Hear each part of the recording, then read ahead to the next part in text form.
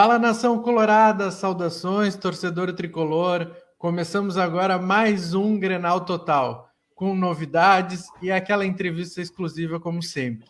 Antes de mais nada, a gente pede encarecidamente para que você compartilhe essa live, siga nossas redes sociais e também já pode ir mandando aquelas perguntas marotas aí para o nosso convidado. E hoje estamos aqui recebendo o Rômulo Antonelli, centroavante, que rodou por grandes centros como Alemanha e França e jogou no Grêmio em 2006. Inclusive foi o artilheiro daquele time naquele ano bem diferente, eu diria. E que tinha tudo para ser um ano difícil, né? E tudo se transformou de outra forma, tudo aconteceu de uma forma diferente do que se imaginava. Rômulo, boa noite e obrigado por aceitar nosso convite. Boa noite a todos. Eu que agradeço pelo convite. Uma noite agradável para a gente trocar um pouco de ideia e lembrar aí tempos bons aqui, né, em 2006. E como sempre, eu estou com meu fiel escudeiro Muniz. Boa noite, Muniz, tudo bem?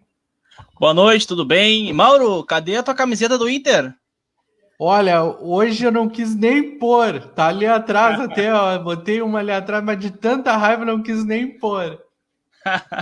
Antes de começar nosso programa, eu quero fazer um brinde ao esporte aqui para nós. Tá feito o brinde ao esporte.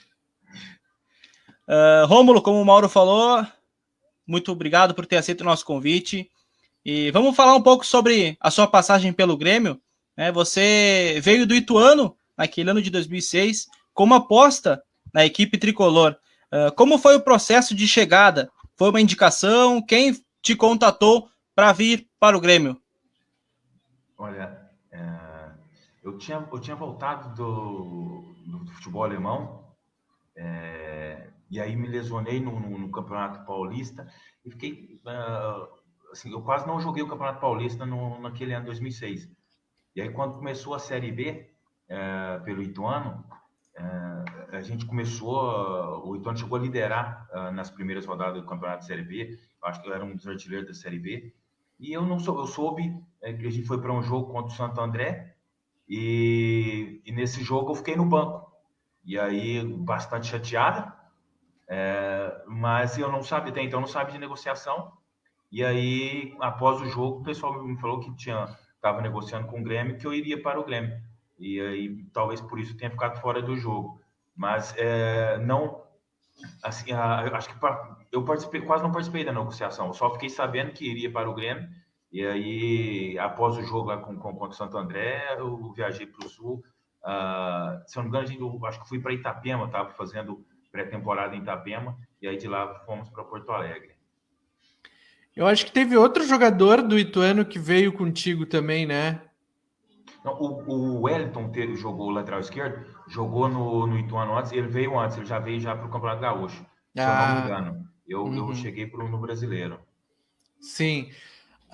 Rômulo, a situação financeira do Grêmio era bem difícil e isso também afetou no campo, tanto é que o time caiu para a segunda divisão e o que ninguém esperava era essa ascensão, na verdade, do time que veio de uma Série B e já ficou em terceiro colocado no Brasileiro e ganhou o Gauchão daquele ano. Então, quais foram os fatores para o time dar tão certo naquele momento?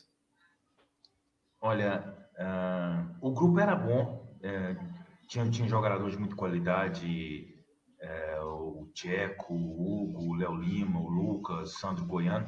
O time em si era bom, mas eu acho que mais preponderante, até pelas conquistas, acho que foi o trabalho do Mano. Eu acho que os jogadores assimilaram uma forma de jogar e a equipe era muito competitiva naquele seu sistema de jogo. Era difícil de perder. Acho que no começo do campeonato, acho que a estreia foi diante do Corinthians, eu ainda não estava. O Grêmio venceu 2-0. O Corinthians tinha sido campeão no ano anterior, e apesar de ser um time totalmente diferente, mas você via que o Grêmio poderia fazer uma competição digna, vamos dizer assim. Mas quando teve a parada da Copa, que aí a gente teve um período de poder treinar e assimilar melhor. Aí eu cheguei e pude assimilar o trabalho, a forma tática e como a equipe jogava, se portava.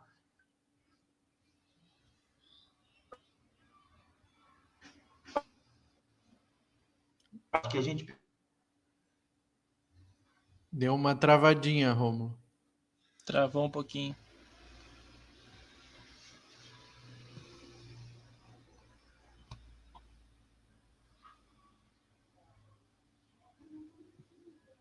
Vamos tentar o contato com ele.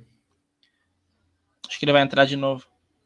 Chama ele aí já e vamos Perfeito. dar uma esquentada aqui. Vou falar aqui pro pessoal.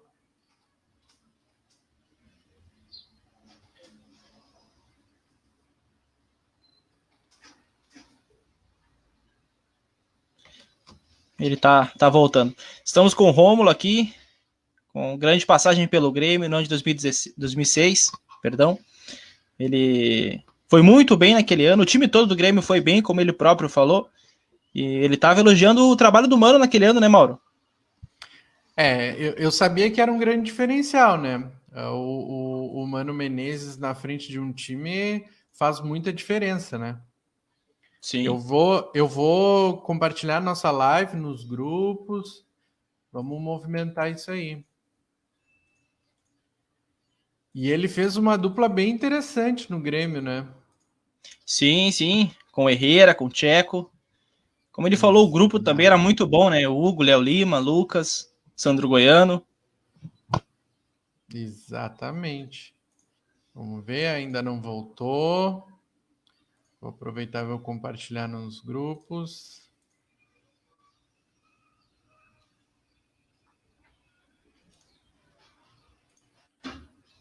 Uma olhadinha, ainda não.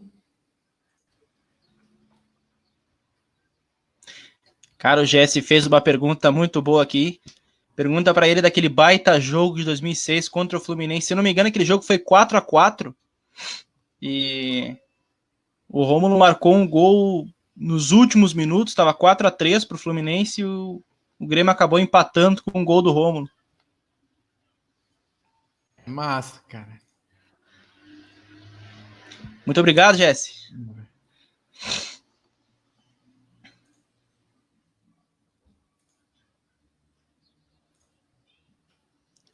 Já falando para o pessoal, o próximo programa nós vamos estar aqui com um correspondente do Vasco.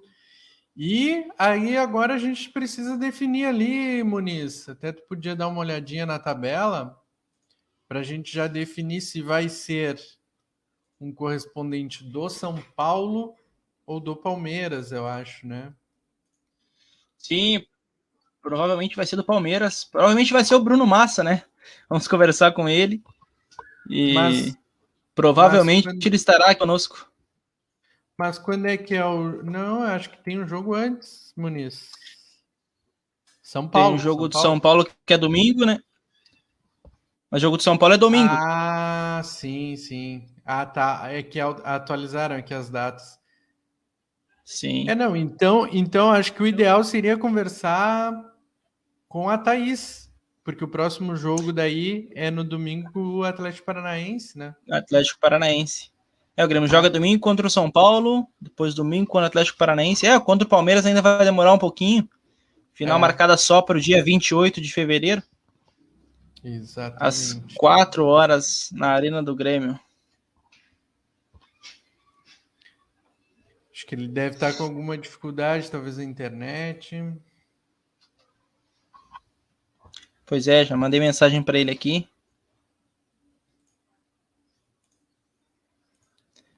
Mas acontece, ao vivo acontece, né?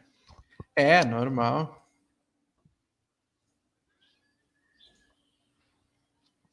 O que achou do jogo do Inter ontem, Mauro? Bah, quer mesmo saber? Cara, não, Muito. Foi o Inter, infelizmente foi o Inter, né?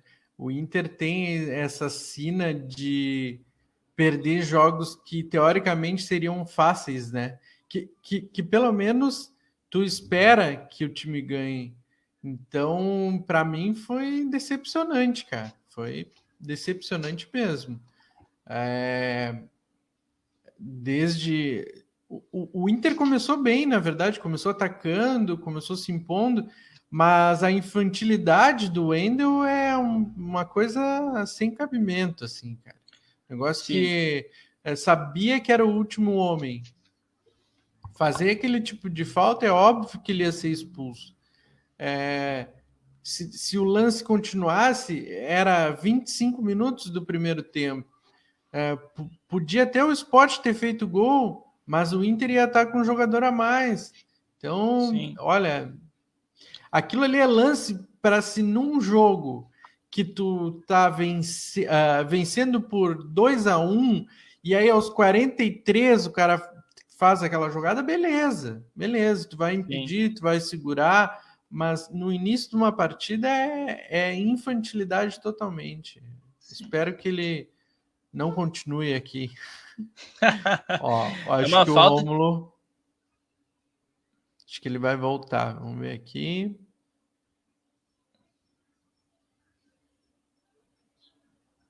Acho que não está conectando a câmera e o microfone. Né? Bom, falando do Wendel, cara, eu acho que foi uma falta de concentração muito grande. Porque se um cara tá concentrado no jogo, ele deixa. A gente nem sabe se o cara faria o gol, né, cara? Ele podia estar para fora, o Lomba poderia ter defendido, mas um cara concentrado, ele espera a definição da jogada. E como tu falou, 25 do primeiro tempo, tu teria 20 minutos do primeiro e mais 45 no segundo para reverter o resultado, né? Sim, sim. E podia ainda o Lomba defender a bola, né? Não se sabe, o cara chutar para cima, Exato, várias exato. possibilidades. E o Inter empatou logo em seguida, né? Mas assim, eu acho que depois faltou organização totalmente no time. O time ficou perdido, assim, as alterações também não foram das melhores. O Nonato não resolve partida, não resolve partida. Isso tem que escrever lá na parede do vestiário, no banco de reserva, sei lá eu. Porque o Nonato não é um jogador de acertar, de tentar uma virada. Ó, o Rômulo acho que voltou. Vamos lá. Desculpa, acabou caindo aqui. Opa! Desculpa, acabou caindo aqui a conexão. Tranquilo. Eu tentei pelo celular, mas ele estava bloqueando também. Tá. Não, mas tranquilo. Vamos lá. Computador. Eu não lembro se ele tinha respondido. Ele estava falando do Mano Menezes. Da campanha de 2016, né? Isso aí. Que deu liga, né? Como tá dizendo, acho que a forma como a equipe assimilou o estilo de jogo, o padrão de jogo, independente do jogador que atuava, e aí eu posso estar cometendo injustiça aqui, eu disse alguns nomes aqui, mas era todo um elenco em si. O Herrera entrava muito bem. Na zaga revezava o Evaldo, Maidana, o Pereira, o Patrício. Então, o time era muito bom. E quando assimilou isso, eu acho que a gente ficou uma equipe muito compactada, muito organizada dentro de campo. E isso aí facilitava, cada um sabia seu papel, sua função, aonde juntava para poder fazer as triangulações. Acho que o nosso time ficou uma equipe difícil de perder. E a gente criava muitas oportunidades, que acabava facilitando para mim, para o Herrera, para o Hugo, que fez um excelente campeonato também. O Mano foi o... Pode ir. Vai lá. Não. É sobre isso. Vai lá, tu. Eu ia perguntar sobre o Mano. O Mano, ele foi o melhor treinador com que tu já trabalhou? Olha, um dos bons treinadores, com certeza. O Mano é um treinador muito inteligente na leitura do jogo. Não só para ver o adversário, para armar um time para o adversário, mas no decorrer do jogo. Ele consegue fazer uma leitura rápida do adversário. Mas foi um dos grandes. O Paulo Autuori também foi um treinador que me agradou muito na verdade que ele transparece. A forma de jogar também me agrada muito, a visão de futebol que ele tem. O Jürgen Klopp foi meu treinador na Alemanha. Também era um cara muito, muito amigo, muito parceiro. Porra.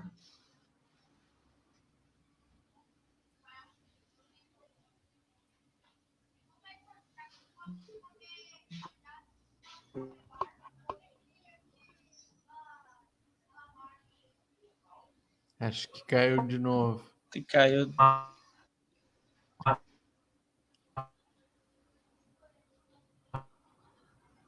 É.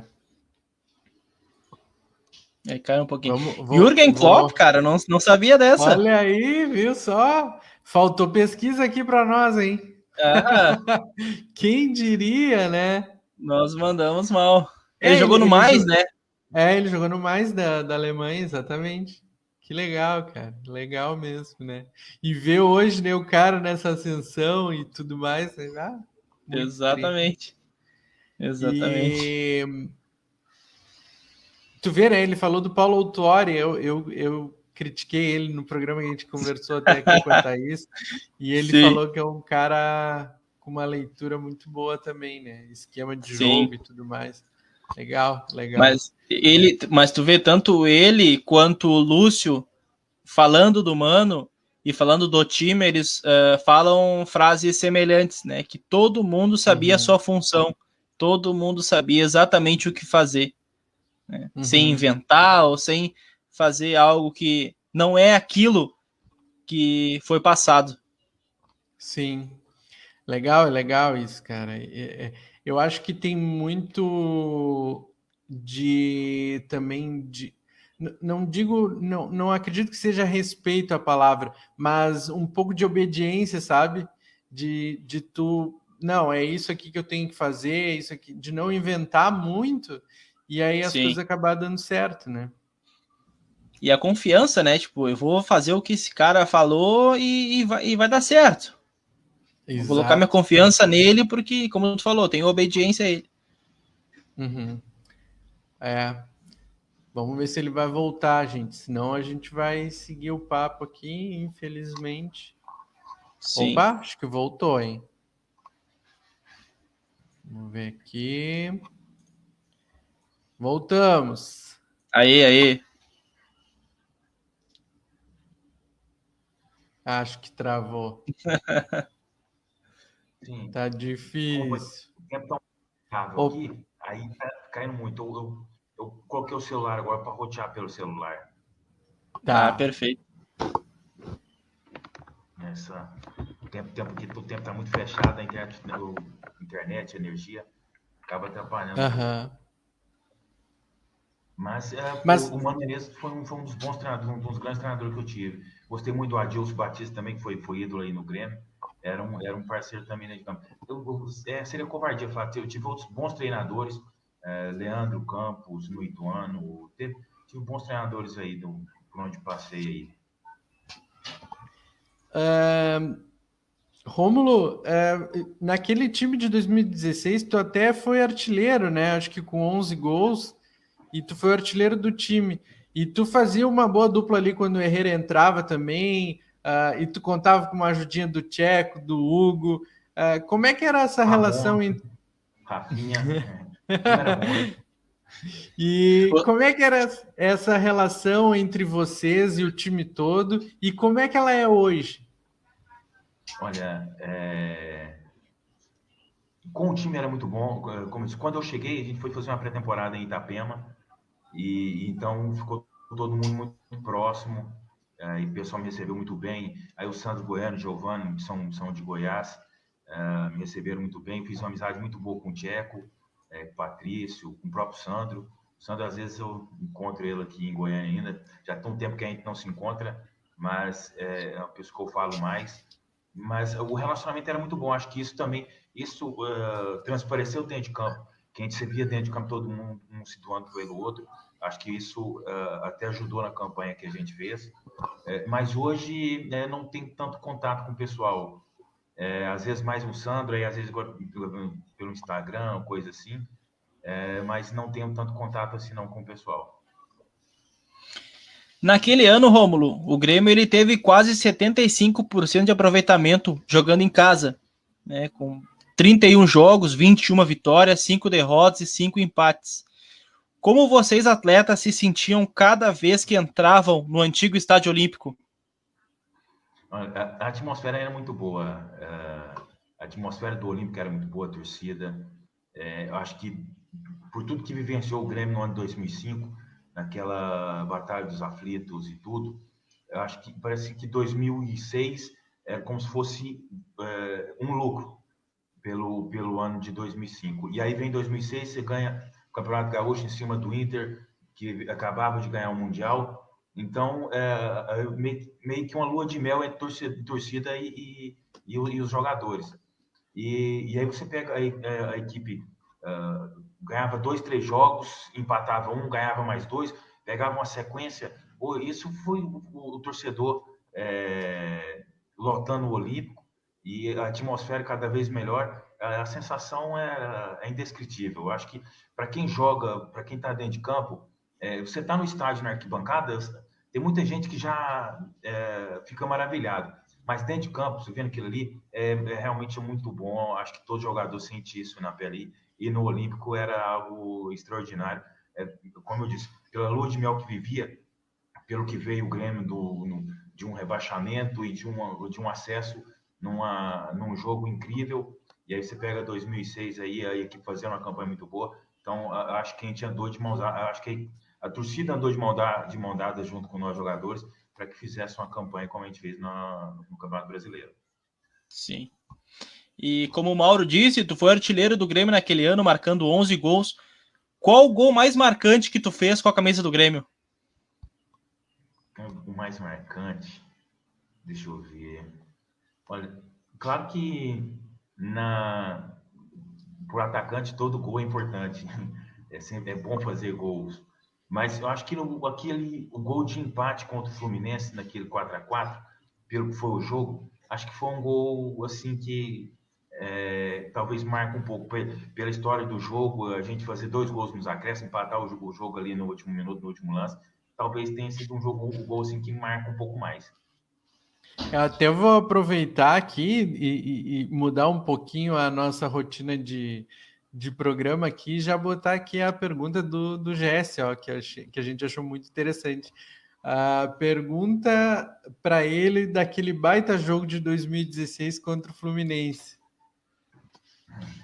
Olha, Jesse Ferri, né? Uhum. O jogo em si foi, acho que hoje em dia ainda se passa nos programas esportivos aí, pelo que foi o duelo. O Fluminense tinha um baita time, o Petkovic, Marcelo, o Thiago Silva, era uma equipe muito qualificada, a equipe do Fluminense. Vinha se montando a equipe com todo o poderio financeiro da Unimed, vinha se montando o Fluminense forte, e tanto é que veio ganhar posteriormente o brasileiro aí por 2 anos. E o Fluminense estava, se não me engano, quarto, que estava brigando na parte de cima da tabela, entre os primeiros. Nós estávamos numa questão intermediária, 13º, 12º, 14º, mas e foi, acho que o segundo jogo depois da parada da Copa do Mundo, e meu primeiro jogo no Estádio Olímpico. Eu tinha jogado contra o São Paulo, ficado no banco contra o São Paulo, e aí nesse jogo já entrei jogando titular contra o Fluminense. E um primeiro tempo onde a gente dominou totalmente o Fluminense. Acho que até os 20 minutos do segundo tempo, eu fiz o segundo gol num passe do Tcheco. E depois, aos 22, 23, se eu não me engano, um escanteio, que o Galato sofreu uma falta, o árbitro não deu, não recordo, se Draco Marinho, se eu não me engano, o árbitro. Ele não marcou a falta, o Tcheco ficou reclamando, acabou tomando o cartão amarelo, continuou na reclamação, foi expulso. E aí o jogo muda drasticamente. Acho que o Oswaldo Oliveira coloca o Cláudio Pitbull, coloca o Fluminense mais ofensivo, e a gente não consegue se encaixar. Logo o Fluminense empata num gol olímpico do Petkovic, que na minha opinião foi falta em cima do Galato. Acho que o Juliano faz a falta em cima do Galato ali. E aí a gente dá uma desnorteada, o Fluminense faz 3-2, 4-2.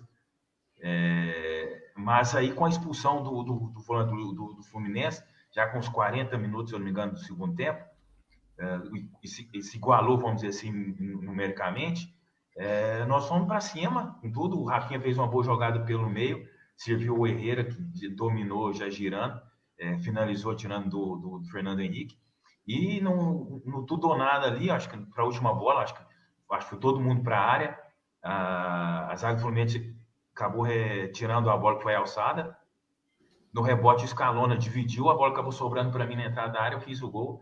E aí você vê o pessoal, a torcida que já estava saindo do estádio olímpico, quando o pessoal comemorou o gol do Herrera, grande parte da torcida começou a voltar. E quando saiu o quarto gol, e todo mundo comemorando, o juiz apita o jogo, realmente ali foi um jogo que eu tenho guardado na memória, que foi um jogo bem disputado, um jogo bem jogado, onde a nossa equipe conseguiu dominar a maior parte do jogo, e aí, por causa de uma expulsão aí, talvez a gente não tenha conseguido um resultado positivo. Mas foi um jogo de superação de todo mundo.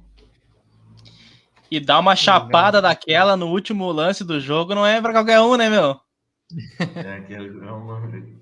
Que eu gostei. E assim, e quando a bola sobrou, eu tava de frente, acho que o Herrera tava do meu lado. E, se eu não me engano, ele falou para mim que se eu não tivesse feito o gol, ele ia me dar um tapa. Porque ele tava do lado, e aí com o corpo, eu conseguia. O zagueiro meio que foi pensando que fosse dar o passe, e eu consegui ajeitar com a claridade na frente da área ali, pude tirar do Fernando Henrique, fazer o gol ali para dar um empate. Mas eu acho que o resultado foi justo pelo que nós produzimos. Acho que a derrota não seria um resultado justo para nós naquele jogo, não. Rômulo, a tua saída do Grêmio foi bem questionada. Muito se falava na época que você queria ser mais valorizado e que por isso não permaneceu. Como foi esse processo para sair do Grêmio e ir para o Cruzeiro? Olha, realmente não. Talvez seria melhor para mim, claro, se eu tivesse permanecido no Grêmio. A gente já tinha um estilo de jogo, grande parte do elenco se manteve para o ano 2007. Na verdade, eu participei muito pouco de negociações. Não falei com o pessoal do Cruzeiro, não falei com o pessoal do Grêmio. Teve um imbróglio aí, que eu acabei entrando na justiça contra o Ituano para ficar livre. E aí o pessoal que agenciava acabou negociando com o Cruzeiro, sentaram com o Grêmio, mas eu não sei que termos chegaram as negociações. A minha preferência era ficar no Grêmio, ou então, se tivesse alguma coisa para fora, para poder sair. Mas acabei indo para o Cruzeiro, eu não. Mas eu não sei que termos foram as negociações, não fiquei sabendo das condições do Grêmio, do Cruzeiro posteriormente, quando eu assinei o contrato, mas não passou tanto pela minha escolha, não foi tanto, não partiu de mim não ter saído do Grêmio para ir para o Cruzeiro, não. Acho que o ambiente era muito bom que eu vivia no Grêmio e talvez teria sido melhor ter permanecido. Como o Mauro falou, muitos torcedores ainda lamentam a tua saída do Grêmio e muitos de nós te têm como um pilar daquele time de 2006 que ficou em terceiro lugar no Campeonato Brasileiro. Tu se arrepende de ter saído do Grêmio? É mais ou menos o que já estava falando, né? Se arrepende de talvez não ter exposto mais a tua vontade de ficar no clube? Sim, poderia ter criado uma história mais legal com a camisa do Grêmio. O ambiente era muito bom, tinha uma amizade, todo mundo se dava muito bem, mas uma amizade boa com o Tcheco. Tanto é que quando os jogos em Belo Horizonte, eu sempre ia no hotel conversar com o pessoal, com o Mano, o Sidney, o Fernandão aí, o segurança aí, cara, eu adoro aquele cara. Então, por um lado, não só questão do futebol, mas o que envolve fora, acho que minha esposa está ambientada com a minha filha. Talvez não tenha sido a melhor opção ter ido para o Cruzeiro naquele momento. Não desmerecendo de forma alguma o Cruzeiro, uma grande equipe, montou um time muito, muito forte em 2007, as coisas não deram certo, não imaginar. Olhando o elenco, era um time realmente muito bom, as coisas não funcionaram, mas eu queria ter permanecido, principalmente para jogar Libertadores, e o ano 2007 do Grêmio também foi maravilhoso, teve a virada no Campeonato Gaúcho contra o Caxias, que ninguém imaginava. Sim. E o que o Grêmio fez na Libertadores foi uma campanha extraordinária, chegando à final. Eu gostaria de ter feito parte desse grupo aí de 2007 também. Rômulo, Tu já jogou na França, jogou na Alemanha, jogou na Bélgica, México, Israel e em grandes clubes aqui no Brasil também, né? Eu queria que tu fizesse um time com 11 do gol até o ataque, com os melhores jogadores que tu atuou junto. Oh, nossa, seria uma injustiça aí, com muitos. Mas seria uma injustiça. Teria que fazer muitos times aqui. Mas, para responder a sua pergunta, olha, goleiros, o trabalho. O Marcelo Groi estava iniciando, o Galá estava numa fase muito boa, o Cássio era um terceiro goleiro. São goleiros que hoje estão. O Marcelo Groi fazendo sua história agora fora do país, mas o Cássio com uma história bonita no Corinthians. Mas o Fábio, no Cruzeiro, era um cara que é um goleiro que eu respeito bastante. Ele é muito bom debaixo do gol ali. Talvez é um goleiro aí que eu colocaria, vamos dizer assim, no meu time. Agora, aí vai apertando. Tem que fazer os 11 mesmo? Tem, todo mundo pensa. Caramba, bom na lateral direita. Poxa, o Gabriel é muito bom no lateral, o Patrício. Teve bons laterais aí. Bom, então vou ficar com o Patrício. O Patrício, ele tinha batia na bola com a perfeição, um cruzamento ali, deixava a gente numa condição muito boa para estar finalizando. Vou ficar com o Patrício. Na zaga, nossa, agora dupla de zaga. Olha, dupla de zaga, vou falar, talvez vocês não vão conhecer, não vão lembrar, mas eu joguei com um zagueiro alemão chamado Friedrich. Sim. Eu conheço. Copa do jogou Mundo? Não sei, talvez não seja esse Friedrich, que lá seria um nome comum na Alemanha. Esse Friedrich jogou no Bayer Leverkusen depois, no Borussia Dortmund, se não me engano. Eu acho que o que jogou a Copa do Mundo era do Stuttgart, depois foi pro Bayern, se não me engano. Mas era um zagueiro rápido, muito bom na bola aérea, era um bom zagueiro. E o Jesse Mauro Pereira, o Maidana, nossa, tinha bons zagueiros, bicho. Acho que eu vou ficar com o Jesse, que jogou no Curitiba, no Palmeiras. Ele era um bom zagueiro, ele tinha uma leitura boa do jogo. Não é porque você é meu amigo, não, mas era um bom zagueiro. Lateral esquerdo, colocar o Sorin. O Sorin era um lateral, era um cara que tinha uma leitura boa do jogo também, chegava dentro da área toda hora como um atacante. E pela disposição que ele tinha dentro de campo, vou ficar com o Sorin. Meio campo aí é um lugar complicado. É injustiça. Aí no próprio Grêmio a gente tinha o Giovani, o Lucas, o Sandro Goiano. É complicado. Eu vou ser... Para montar os 11 é complicado. São muito bons jogadores. Eu vou colocar o Lucas Leiva, que é um volante, me agradava a entrega que ele tinha dentro de campo. Deixa-me vir agora, tem uns caras bons, o Sandro Goiano era muito bom.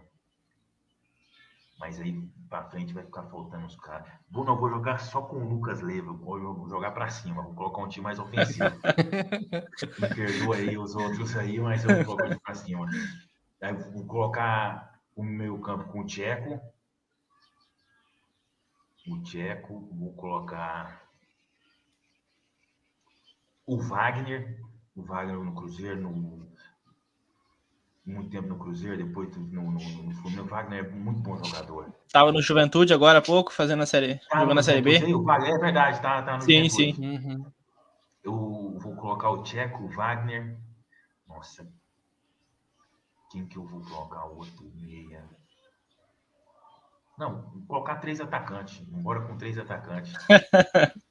Vai lá. O Rafinha era bom também. O Rafinha põe a gente na cara do gol toda hora. Vou colocar o Hugo. Que o Hugo é bom jogador pra caramba. Vou me incluir no time, então, né? Vou me incluir Certo? no time. E mais um para jogar ali na frente. Olha, apesar. Nossa, o Kleber Gladiador. Eu gostava dele. Gostava do jeito dele. Podia colocar o Giovani, o Araújo, o próprio Herrera, mas eu vou ficar com o Kleber. Eu gostava muito do Kleber. Era um cara que tinha uma leitura boa do jogo também, e brigador. Era um cara que estava sempre para disputa. Eu vou ficar com o Kleber. Vou colocar um ataque de jeitão pesado, mas Tá.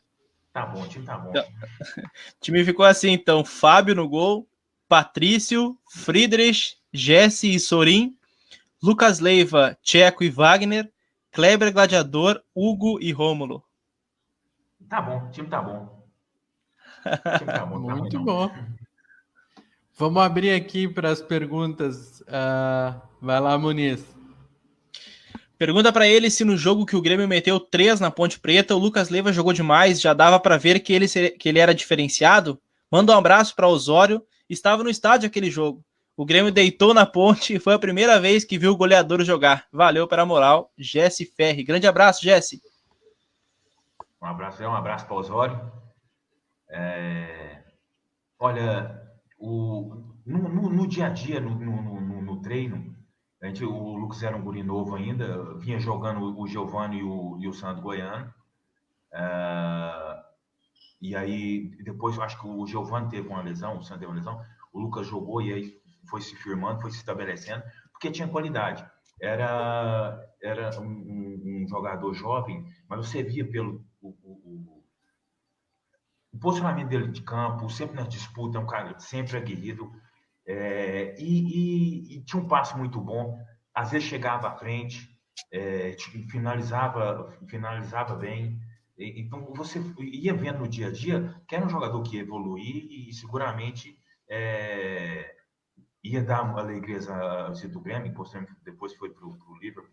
Eu acho que evoluiu ainda mais lá fora, mas dava para ver que o Lucas era um jogador que se inseria em destaque, porque pela função que ele fazia dentro de campo, ele tinha uma leitura boa do jogo. E isso aí ajudava para ele, facilitava. Rômulo, eu queria te perguntar, quando tu encerrou a carreira, primeiro eu vou te perguntar isso, como é que foi esse processo de tu notar assim, não dá mais, vou parar, como é que foi esse processo para ti? Olha, eu fui sofrendo um pouco, eu tive uma fratura no tornozelo e depois dessa fratura, a gente tinha acostumado a jogar 50, 60 jogos no ano, até mais dependendo do clube e das competições. E em 2 anos eu joguei 12 jogos. Então depois, após a lesão do tornozelo, lesões musculares, lesões no joelho, foi me minando um pouco. E aí, depois de problema no pubis, quando estava na França, praticamente não joguei. E então isso foi não minando a confiança em si, mas foi atrapalhando, que você é acostumado a jogar num nível e aí você quer fazer aquilo, o corpo às vezes já não responde tanto. Depois conseguia, depois uma sequência boa, mas aí as dores do tornozelo, foi artrose nos 2 tornozelos, aí para compensar o tornozelo operado, acabar forçando um pouco mais o outro, e pulps, e aí eu já estava já com dores, com muitas dores para poder tá jogando, e eu falei assim, não, vamos encerrar por aqui, vamos seguir a vida aí, foi bom demais esse período aí. Gostaria de estar jogando até hoje, a gente fica observando os jogos aí, dá uma vontade tremenda, mas eu acho que o corpo foi pedindo para parar, porque eu já não estava aguentando não as dores que sentia não. Sim, eu até ia te falar, e depois tu saiu das 4 linhas, né? Parou de jogar. tu pensou em seguir dentro do futebol? Hoje, o que tu faz? Qual é tuas atividades hoje, assim? Ou Olha, decidiu sair de perto do futebol? não, tenho amigos, eu falo com alguns ainda, tem algum pessoal que me liga me perguntando de jogadores e coisa do tipo, mas eu preferi não, até porque o meio de futebol, às vezes, ele é um pouco injusto, e às vezes algumas coisas, eu gosto muito de ser verdadeiro e transparente na minha vida, nas condições. E talvez o futebol não fosse um meio no qual é, eu seria bem aceito por esse meu jeito de ser. Às vezes a gente minimiza algumas coisas aí para evitar discussões e atritos, coisas assim. Mas eu sempre fui um cara muito verdadeiro na minha vida, naquilo que eu falo e penso. E, e o futebol, às vezes, tem algumas coisas aí que eu não concordo, não concordava quando jogava, e não só de fora, mas de dentro também, dentro de campo, algumas coisas do jogo de jogadores, eu não concordava e eu expunha, eu falava. Então, eu não procurei tanto ficar muito envolvido, não, mas na amizade do pessoal indicando. Hoje eu estou cursando, sou bacharel em Direito, estou no sétimo, vou para o oitavo período agora. Espero formar aí, depois vamos ver o que vamos fazer, se vamos atuar na área ou vamos esperar um período aí para prestar concurso para que seja aí. O direito dá uma gama muito grande para a questão de concurso, não só na área jurídica, mas eu particularmente eu não tenho ideia ainda do que eu vou fazer, não. Depois de terminar aí, vamos ver se clareia um pouco. Cara, Legal. o que geralmente acontecia? Tu disse que não concordava. O que às vezes acontece no futebol que tu não acaba estando de acordo? Tu pode citar algumas coisas, não? Olha, não, às vezes, hoje em dia talvez nem tanto, talvez tenha diminuído um pouco, mas antes tinha, principalmente na base, vamos dizer assim, uma influência muito grande de empresários e aí, às vezes, jogadores que teriam mais condições de ter mais oportunidade, em detrimento a outros, ficava de fora, às vezes perdia essa oportunidade tá, assim, de estar jogando do que outros, porque tinha indicação. Teve período aí, um clube brasileiro, um clube grande brasileiro, de 17 jogadores do elenco ser de um mesmo empresário. E então você vê a influência que se tinha. Hoje em dia, talvez não tanto. Eu, particularmente, eu acho que a Lei Pelé ela atrapalhou muito mais os clubes e os jogadores do que beneficiou. Essa questão de se passe ou não.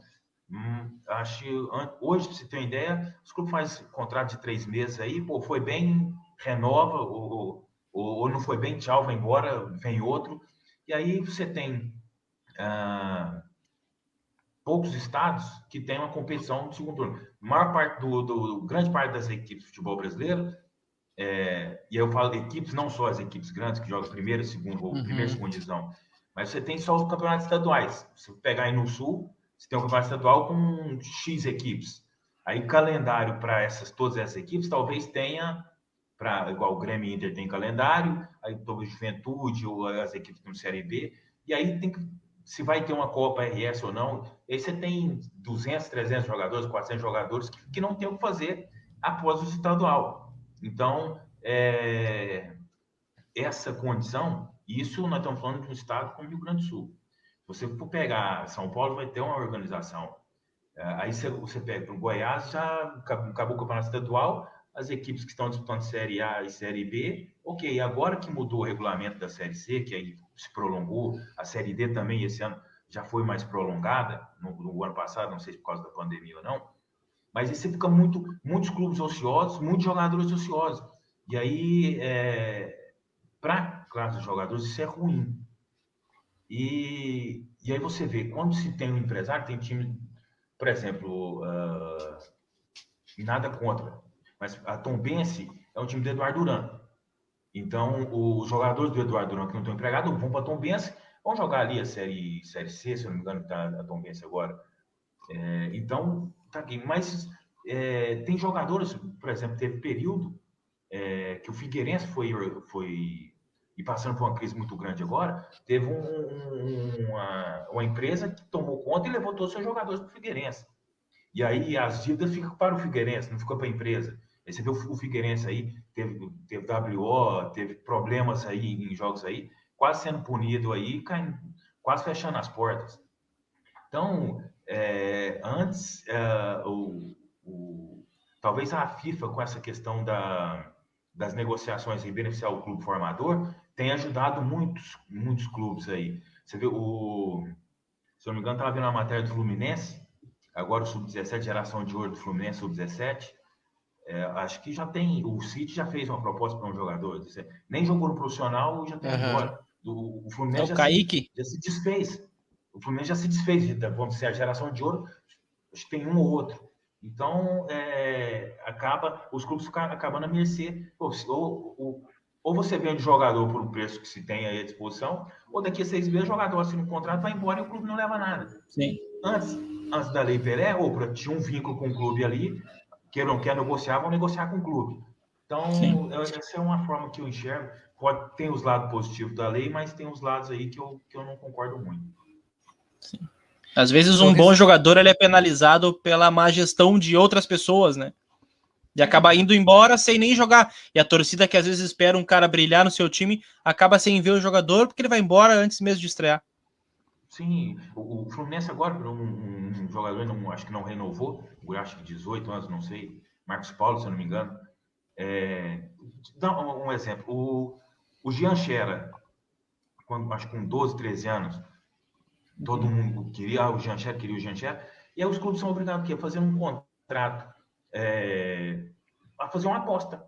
Você está apostando, o Gugu tem 13 anos. Ou se ele vai destacar ou não, você não sabe. Claro que tem jogador, você fala, não, esse daqui, ele vai deslanchar. O Neymar com 13 anos, a mesma coisa, e deslanchou. Mas o Jean Xera não deslanchou. E aí o clube ele tem que fazer essa aposta, porque daqui a pouco ele perde o jogador. E aí o jogador, ele vinga, e aí o clube acaba perdendo. Todo o investimento que ele fez, ele acaba perdendo. Então você fica vendo os clubes têm que fazer um contrato aí de 5 anos com o jogador. Daqui a pouco o clube tem 80 jogadores. Ele trabalha com 30, vamos dizer assim. 50 está sendo emprestado porque ele não pode fazer do jogador. Daqui a pouco o jogador vinga e estoura aí, ele faz negócio com o jogador. Então fica os clubes sendo obrigados a fazer contratos longos com jogadores aí para não perder o investimento inicial. Então, hoje em dia está um pouco complicada a gestão de futebol, principalmente com os clubes brasileiros que não sei se quando a cotação do dólar baixou muito, fizeram contratos e tudo, hoje os clubes estão quase todos endividados aí e não tendo condições de arcar com folha salarial, que não é a realidade do futebol brasileiro. E os salários estão bem altos, né, dos jogadores, de forma geral. Sim. Não, eu não culpo. O pessoal, tu vem para cá? Vem. Por quanto? Tanto. O clube paga? Beleza. Então, errado é o clube, né? E os clubes não vão conseguir baixar isso tão cedo, não. Os clubes não vão conseguir baixar isso tão cedo. O Botafogo sofreu, acho que se eu não me engano, pelo do Montenegro, falando que fazer uma folha de 2 milhões de reais, não conseguiu contratar ninguém, o clube ou o Lanterna já rebaixado para a Série B. Eles não vão conseguir baixar esses valores aí, esses patamares. Rômulo, eu recebi uma pergunta aqui do Kleber pelo WhatsApp. Ele falou da tua passagem em Israel. Ele disse assim, o Rômulo, se não me engano, foi bem em Israel. Conta um pouco para a gente como foi essa temporada dele lá. Sim, não, foi uma temporada muito, muito boa. Eu fui artilheiro da equipe lá também. Eu tive umas lesões lá também que me atrapalhou um pouco, mas eu consegui. Não fiquei tanto tempo parado assim, mas me atrapalhou um pouco porque eu achava que era uma lesão de adutor e já era o pulps que já estava me dando trabalho. Mas quando surgiu a oportunidade para o Beitar Jerusalém, a gente jogou a Champions League. A gente acabou perdendo, o Copenhague tirou a gente na prorrogação. Mas o time em si, quando eu fui, talvez um pouco chateado com a situação no clube. Quando surgiu a oportunidade, eu falei, eu quero ir. E aí, chegando lá, não tinha ideia de como era o futebol. O pessoal é apaixonado pelo futebol. E um futebol de muita qualidade, me surpreendeu positivamente. Pelo fato das equipes israelenses jogarem os campeonatos europeus, ela disputa a Champions League, disputa a UEFA League, então isso acaba elevando o nível. Então, muitos jogadores de fora, na minha equipe, vários jogadores da seleção de Israel que jogavam as eliminatórias europeias, tinham o Boateng, o volante da seleção de Gana, ele jogou a Copa do Mundo de 2006 pela seleção de Gana. Então, e meu time tinha muitos bons jogadores. O Barak Tzak era bom jogador, o Yov Ziv, o Idantar jogou futebol espanhol, jogou no futebol inglês. Tinha o Gal Aberman, que jogou também no futebol espanhol, jogou no futebol alemão. Então, quando eu cheguei, me surpreendeu pelo nível técnico de algumas equipes. O Maccabi Haifa tinha um bom time, o Hapoel Tel Aviv, depois outros times que foram que ascenderam lá, era um futebol bem jogado, me surpreendeu positivamente. Mas o meu time era muito bom. A gente conseguiu ganhar o campeonato israelense com algumas rodadas de antecedência e ganhamos a Copa de Israel também, como se fosse a Copa do Brasil. Então lá foi um doblete e tinha, se eu não me engano, 15 anos que a equipe não ganhava essa Copa de Israel.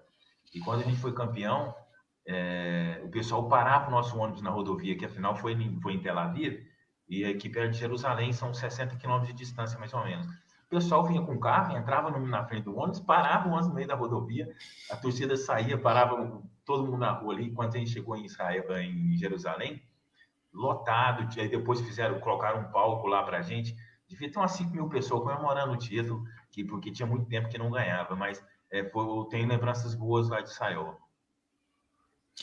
Tu teve uma passagem em Malta também, né? Sim. Eu queria te perguntar como é para ti, ou como foi para ti, não sei se na época você já estava casado, chegar para tua esposa, para tua família e dizer, tô indo para Malta. Porque não é um lugar que a gente pensa, né? Não. Como é que foi para ti? Assim, quando fui para Malta, eu recebi o convite, um amigo meu me fez o convite, a gente foi jogar a Europa League, e aí ele me fez o convite. Para Malta em si, até minha família não foi, eu fiquei sozinho o período lá, mas já sofrendo com dores, e aí a gente treinava nos campos sintéticos, e aí eu sentia mais dor ainda, meu tornozelo. Forçava mais, hein? Assim, foi um pouco sofrido para mim. Mas eu gostei da experiência, é uma ilha muito bonita, bem legal. Acho que no inverno europeu muita gente vai para Malta, porque lá não sofre tanto no meio do Mediterrâneo. E não tem muitas praias, mas no meio do Mediterrâneo teve até uma tempestade lá que tinha uma rocha lá que era um local bastante visitado, e aí as ondas numa tempestade lá acabaram derrubando esse ponto. Mas tem umas outras ilhas de Comino, que é muito bonita, é bastante visitada, a água do mar é linda, mas no futebol, tem alguns brasileiros jogando lá hoje ainda na liga, não é uma das ligas mais fortes, não. Como Israel, eles também jogam os campeonatos europeus, mas Malta não tem um destaque ainda. A seleção de Israel, você vê uma hora ou outra aí fazendo um jogo, acho que empatou com a Itália o ano passado, retrasado.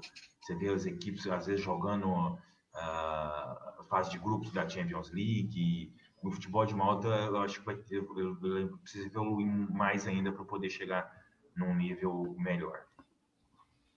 O lugar é muito bonito, né? Sim, bastante. O futebol nem tanto. Bom, vamos caminhando para o fim. Eu vou botar aqui uma pergunta do Eduardo, que eu acho que ele já até meio respondeu, que é aquela situação, talvez, do jogador sair muito cedo, mas o Eduardo Vargas pergunta: o que acontece na carreira da gurizada que é diferenciada, mas em certo momento some? Certo. Olha, Eduardo, claro, o guri, quando tem destaque, e principalmente hoje em dia, e com muitos clubes no Brasil, acho que pela dificuldade financeira, então eles já iniciam muito cedo, começa a ter chance muito cedo na equipe profissional, mas aí já possivelmente já negociado com o clube de fora, porque é mais barato para esses clubes, os clubes europeus, o clube de fora, chegar e comprar um jogador com 17 anos, onde não estourou ainda.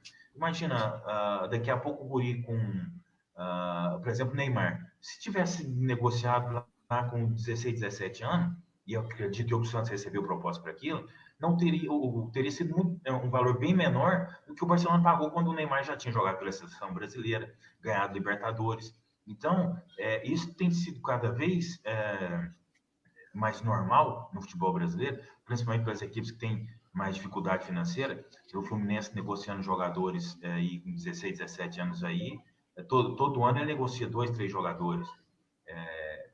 Alguns jogam, sei lá, 5 jogos no profissional aí e já é negociado. Então, e aí quando chega lá fora, a realidade é um pouco diferente.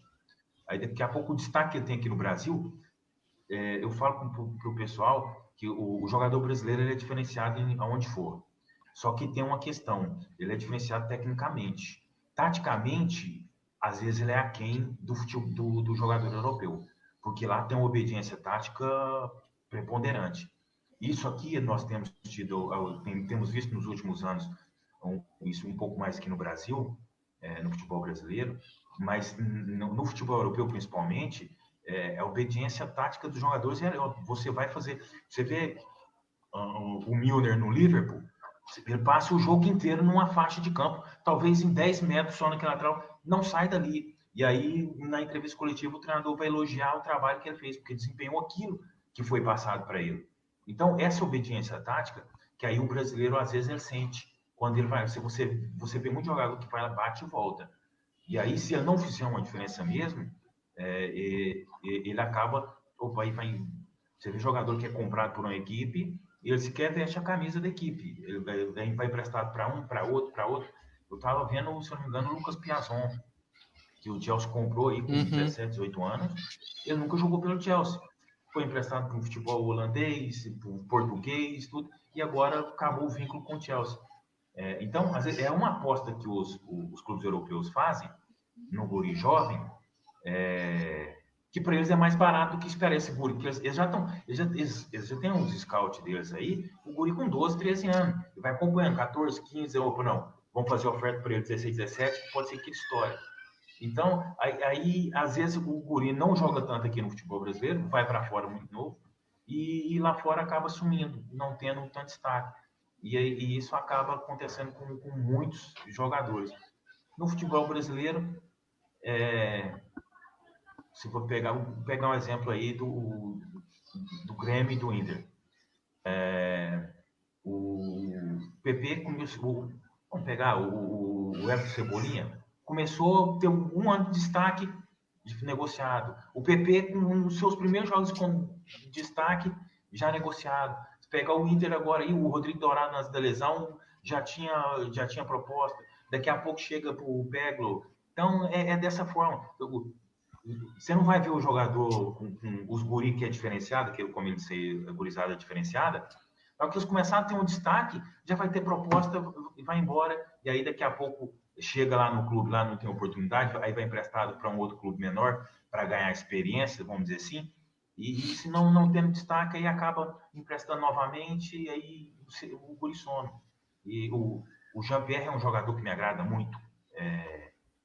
Tem uma leitura de jogo muito boa. Ele precisa ser mais participativo dentro de campo, porque ele faz o time jogar, vamos dizer assim. E aí o Matheus Henrique teve um destaque, foi convocado pela seleção brasileira, começou a ter depois tem sofrido um pouco mais. mas daqui a pouco tem proposta e vai embora de novo, aí você fala, pô, cadê o Matheus Henrique? Cadê o Jean-Pierre? Cadê o PP?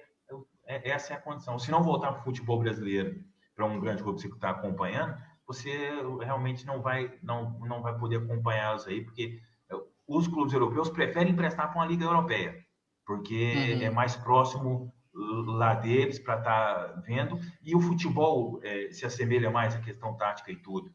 E então a gente acaba perdendo a oportunidade de ver grandes jogadores aqui no futebol brasileiro.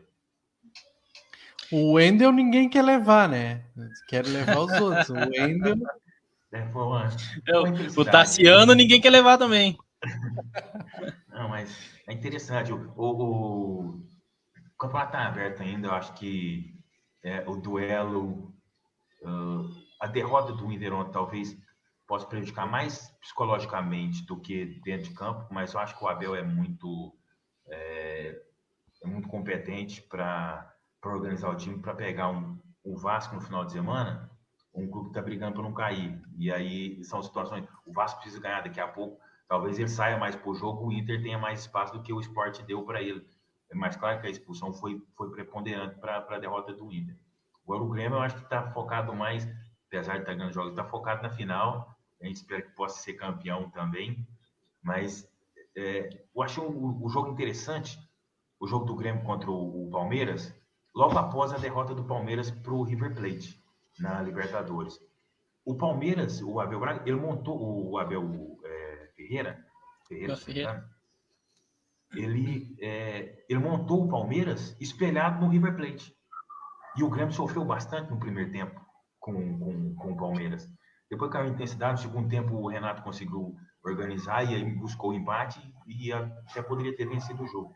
Mas foi interessante ver o que o Palmeiras produziu no primeiro tempo e o que o Grêmio produziu. Acho que a gente vai ter uma grande final aí, mas que o Tricolor saia campeão. É isso que eu ia te perguntar. Deixa só eu fazer um comentário. Depois de todos esses comentários aí e essa visão, olha, podia tá no comando de uma equipe aí, hein? Não, é bom. O cara entende. O treinador, o jogador, ele chega, treina, toma seu banho, arruma suas coisas e vai embora. O treinador, ele chega antes, ele tem que organizar o treino, ele tem que olhar o adversário, tem que analisar os jogos da equipe, montar treinamento, montar taticamente. O treinador, o futebol toma mais tempo do treinador do que do jogador. O treinador é o tempo inteiro. Se é quarta e domingo, então, às vezes ele nem vai em casa. Só ficar montando treinamento, olhando a equipe, vendo o scout, quem está mais desgastado, quem pode estar à disposição para esse jogo. E aí é ruim. É tempo demais longe de casa. Tu escolhe, né? Outro aproveita com a família, outro vira treinador. Vai viver o futebol. Rômulo, para encerrar, palpites. Quem leva o Campeonato Brasileiro, na tua opinião, e quem ganha a Copa do Brasil? Bom, a Copa do Brasil eu vou apostar no Grêmio. São 2 jogos. Eu acho que às vezes o pessoal critica um pouco o Renato, mas depende muito do que tem na mão. Acho que o Grêmio perdeu alguns jogadores que davam uma dinâmica boa de jogo, mas a equipe ainda é competitiva e o Renato ele tem uma leitura boa do que acontece dentro de campo, de mexer na equipe para mudar uma situação durante os 90 minutos. Não esperar no próximo jogo para fazer alguma coisa diferente. Então, isso talvez seja um ponto positivo. Vai enfrentar uma equipe qualificada, que talvez venha com mais interrogações depois da participação no Mundial do que uma condição mais de chegar e se impor. Então, vai ser uma final interessante, até como disse, do duelo que eles fizeram no último jogo do Campeonato Brasileiro entre eles. Mas eu vou apostar no Grêmio. No Campeonato Brasileiro, para mim, a disputa é Inter e Flamengo. Não acredito que o Atlético perdeu a oportunidade de chegar na briga aí com o jogo de ontem. Mas o duelo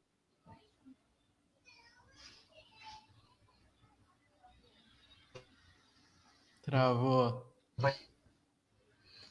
Queria saber essa resposta É, aí. ou ele se safou.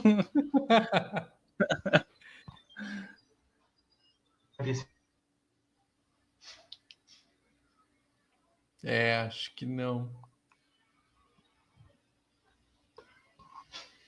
Pois é, ficou.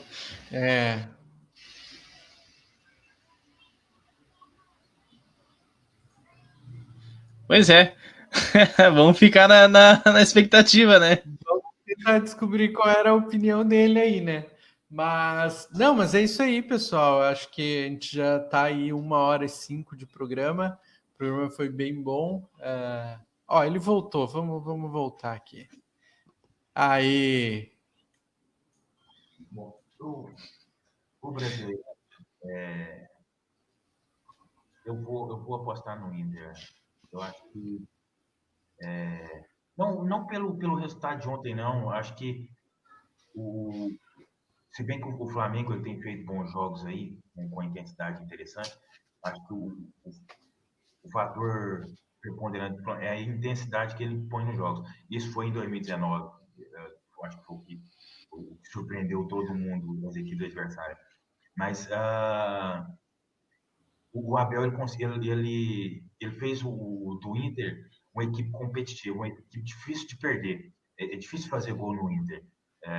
Os gols que tomou do Sport ontem foram erros individuais, vamos dizer assim. O segundo talvez um erro coletivo, mas é uma equipe difícil de perder.